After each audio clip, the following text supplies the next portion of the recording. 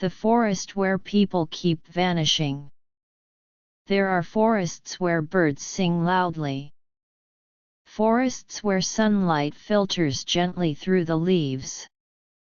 Forests that feel alive, welcoming, and familiar. And then, there are forests where sound seems to disappear. Places where footsteps feel muted. Where the air feels heavier. Where people enter and are never seen again. Tonight, we are exploring one such place. A forest known not for legends or myths, but for something far more unsettling. A forest connected to real disappearances, documented searches, and unanswered questions. Over the years, hikers, hunters, researchers, and entire search teams have gone missing here. No screams were heard. No signs of struggle were found. No clear explanation was ever confirmed. Only silence. This is not a story meant to frighten you. It is a slow journey into isolation, mystery, and the unsettling reality of how easily people can vanish without a trace. So settle in. Lower the volume slightly. And let the forest close in around you. A place marked by absence. The forest stretches farther than the eye can see. Dense trees rise closely together, their branches overlapping like an unbroken ceiling. Even during the day, sunlight struggles to reach the ground. Locals have a simple way of describing it. They don't say the forest is dangerous. They don't say it is cursed. They say it is quiet in the wrong way. People who have walked its paths often mention the same strange detail. Sounds seem to fade too quickly. Footsteps feel distant. Voices don't travel far. Even the wind seems to lose its strength beneath the trees. Maps show trails cutting through the forest. Marked paths. Known routes. But once inside, those paths don't always feel reliable. Some hikers describe the sensation of walking in a straight line, only to find themselves circling back without realizing it. Others report sudden disorientation and unshakable feeling that they are being turned around without moving. And then there are the disappearances. Not legends. Not folklore. Official reports. Over decades, people entered this forest and never came out. The first documented disappearances. The earliest recorded case happened quietly. A lone hunter set out before dawn, carrying enough supplies for a single day. He was familiar with the area. He had walked those woods many times before. When he failed to return by nightfall, his family assumed he had camped overnight. When he didn't return the next day, concern began to grow. Search teams were organized quickly. They found his vehicle parked where it should have been. They found his footprints entering the forest. They did not find footprints leaving it. No blood. No broken branches. No signs of a fall or struggle. It was as if the forest had simply absorbed him. The case was officially labeled as a probable accident. But no explanation fit the evidence. Then it happened again. And again. When search teams begin to disappear. As the number of missing persons grew, authorities took the forest more seriously. Professional search and rescue units were deployed. Dogs were brought in. Helicopters scanned the canopy from above. Yet even trained teams reported strange difficulties. Dogs would suddenly stop tracking, becoming confused or distressed. Radio signals weakened without explanation. Compass readings drifted subtly, but consistently. In one documented operation, a search team split into two groups to cover more ground. Only one group returned. The missing team consisted of experienced personnel. They carried radios. They followed protocol. Their last transmission was calm. Then nothing. No emergency signal. No sign of panic. They were never found. Survivors who refused to return. A small number of people did make it out. Their stories are unsettling not because of what they describe but because of what they don't. Most refuse interviews. Those who speak rarely give details. They describe moments of confusion, sudden exhaustion, an overwhelming urge to sit down and rest, even when conditions didn't justify it. Several mention losing track of time. Minutes felt like hours. Hours passed without memory. One hiker described hearing his name spoken softly despite being completely alone. Another said the forest felt closed, as if paths behind him no longer existed. None claimed to have seen anything unusual. And yet, all of them share one thing in common. They never went back. Environmental explanations, and why they fail. Scientists and officials have proposed several explanations. Dense foliage can disorient travelers. Uneven terrain can cause falls. Sudden weather changes can be deadly. These explanations work for some cases.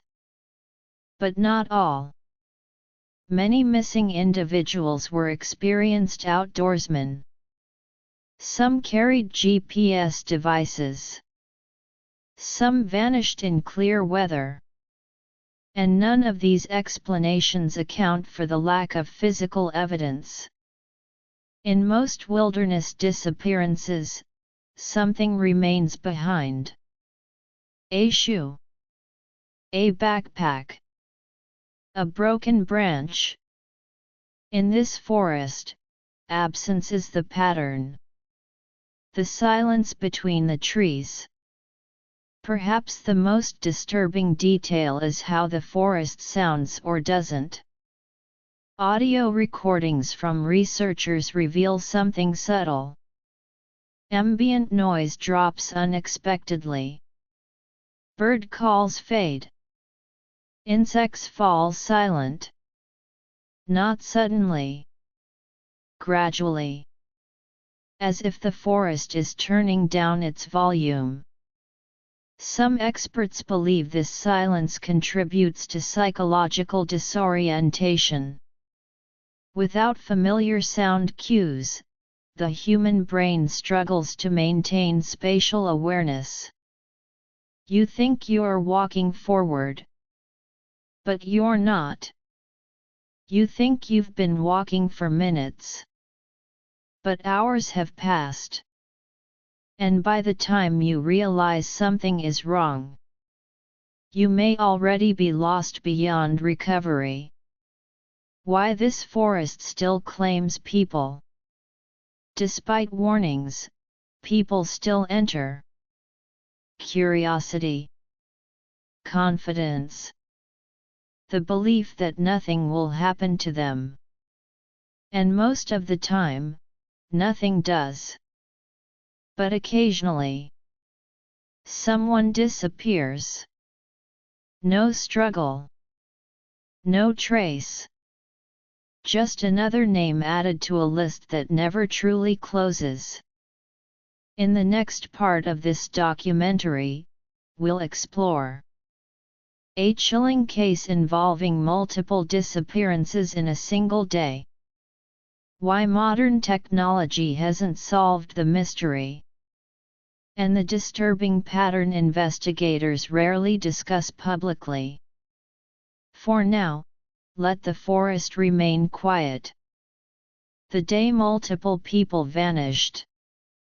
There is one date that investigators rarely mention without hesitation. It was late summer. Clear weather. Good visibility. On that day, 3 people entered the forest separately.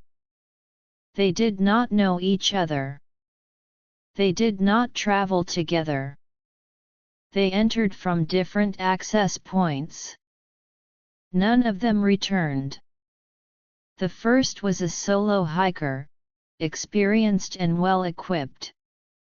The second was a local hunter familiar with the terrain. The third was a surveyor working near the forest's edge. Search teams were deployed within hours. What they found was deeply unsettling. Each person's trail simply ended. Not abruptly. Not violently. Just faded away. Footprints became lighter. Then scattered. Then gone. As if the forest floor itself refused to hold on to their presence. Why technology fails inside the forest. In recent years, modern equipment was expected to end the mystery. GPS devices. Satellite phones. Emergency beacons. Yet, inside the forest, technology behaves strangely. GPS signals drift. Coordinates shift by small but consistent margins. Emergency beacons activate but transmit nothing useful. In one case, a hiker's GPS showed him moving steadily along a trail. Search teams followed the data. The trail led them in a wide loop ending less than a mile from where the hiker began. The device suggested movement. But no physical trace confirmed it. As if the signal existed without the person. Theories that make investigators uncomfortable. Official explanations focus on environment and human error. Unofficial discussions go further. Some researchers quietly suggest infrasound. Low-frequency vibrations, inaudible to humans, can cause anxiety, confusion, and disorientation. Forests with certain geological features may naturally produce these frequencies.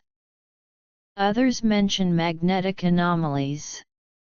Subtle enough to interfere with navigation. Strong enough to disrupt compasses and electronics. Then there are theories investigators refuse to comment on publicly. Not supernatural explanations, but psychological ones. What prolonged isolation does to the human brain.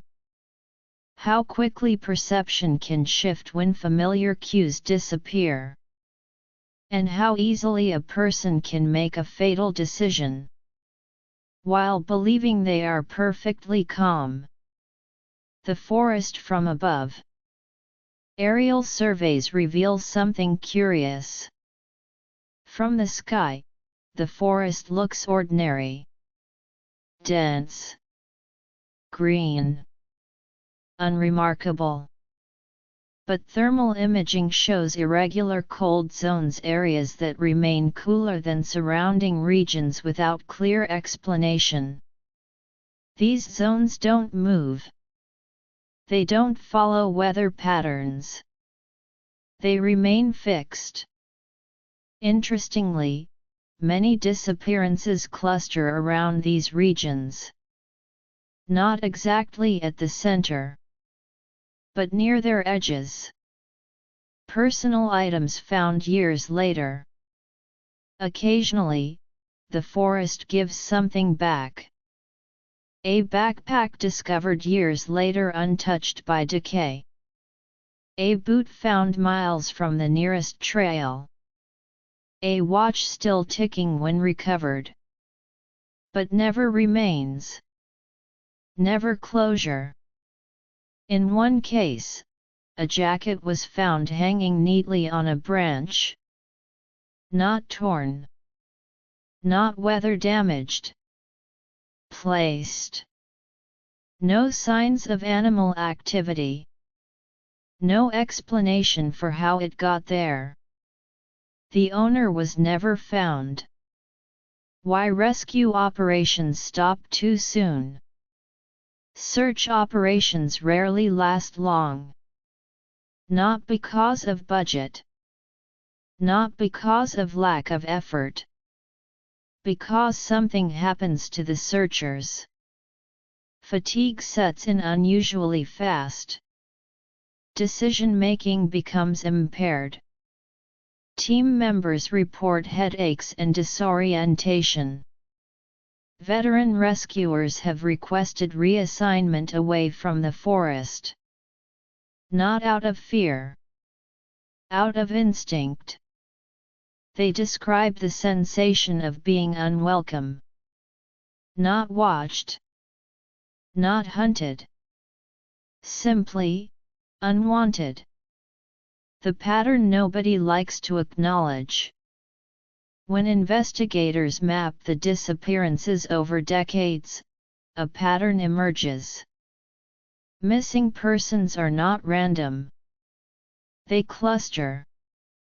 Not geographically but behaviorally. Most victims travel alone. Are confident in their navigation skills. Stay silent once something feels wrong. They don't call for help. They don't panic. They simply stop communicating. Which raises a chilling possibility. What if the forest doesn't cause chaos? What if it causes calm? Silence as a final warning. Silence can be peaceful. But silence can also be dangerous. In this forest, silence arrives gradually. First, sounds soften. Then they thin. Then they disappear entirely. And when everything goes quiet, people stop realizing how far they've gone. In the final part of this documentary, we will explore the last confirmed voice recordings from inside the forest. Why some areas are now quietly avoided. And what experts believe happens just before someone vanishes. For now, rest. Let the trees stand still. Chapter 16 The Last Recorded Voices. Only a handful of audio recordings exist from inside the forest. Most are routine. Weather notes. Position updates. Short check-ins. But a few stand out. In one recording, a researcher calmly describes the surroundings. His voice is steady. Measured. Then, without changing tone, he pauses. For several seconds, there is only silence. When he speaks again, he says something strange. He says the forest feels smaller. Not closer. Not darker. Smaller.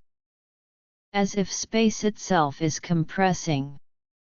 The recording ends normally. No distress call follows.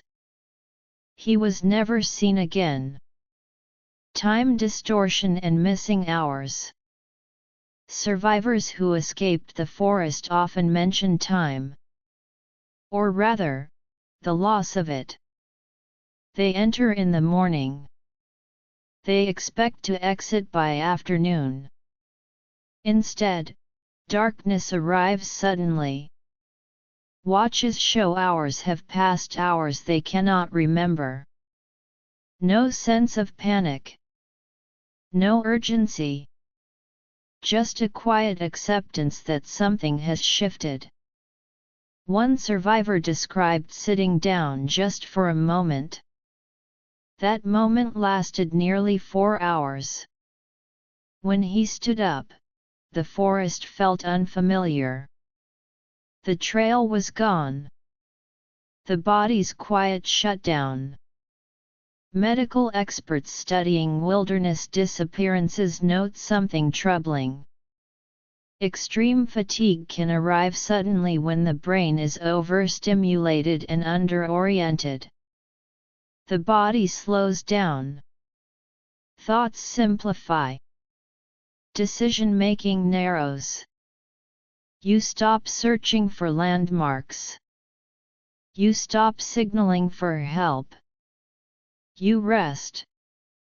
In the wrong place. At the wrong time.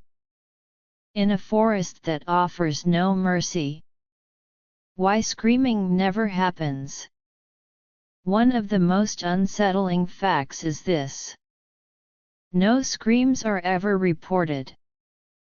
No frantic calls. No panicked messages. People don't seem to realize they're in danger. The forest doesn't chase. It doesn't threaten. It allows people to drift. And once they drift far enough, they are gone. An area quietly avoided. Locals know which areas to avoid. They don't advertise it. They don't post signs.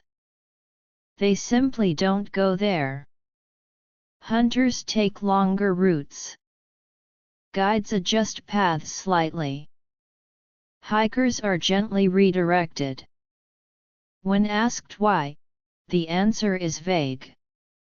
Nothing there. Which is exactly the problem.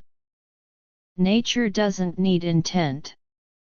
Perhaps the forest isn't malicious. Perhaps it doesn't want anything. It doesn't plan. It doesn't hunt. It simply exists in a way humans are not designed to navigate. Dense trees. Muted sound. Disrupted orientation. Together, they create a perfect trap. Not violent. Silent. Why the mystery persists. Modern science struggles with absence. It can analyze evidence. It can test theories. But it cannot measure what isn't there. No bodies. No struggle. No final moment. Just people who entered a forest. And stopped existing within it. What happens just before vanishing? Experts believe the final moments are quiet. No panic. No realization. Just a growing sense of calm. The decision to rest. To stop. To wait. And the forest continues. The forest doesn't remember. Years pass. Names fade. Search efforts end. but the forest remains unchanged. It does not mark the places where people vanished. It does not preserve memory. It simply stands. Silent. Dense. Unconcerned. Why people still enter? Despite everything, people still go in. Curiosity is powerful. Confidence is dangerous. And most of the time, nothing happens. Until it does. Final reflection leaving the forest. If there is a lesson here, it is a quiet one. Nature does not need monsters. It does not need intention. Sometimes, all it needs is silence. And a human who walks just a little too far. As you rest now, imagine the forest standing still. Trees unmoving. Air calm. No sound at all. And somewhere within it, paths that no longer lead out. Sleep peacefully.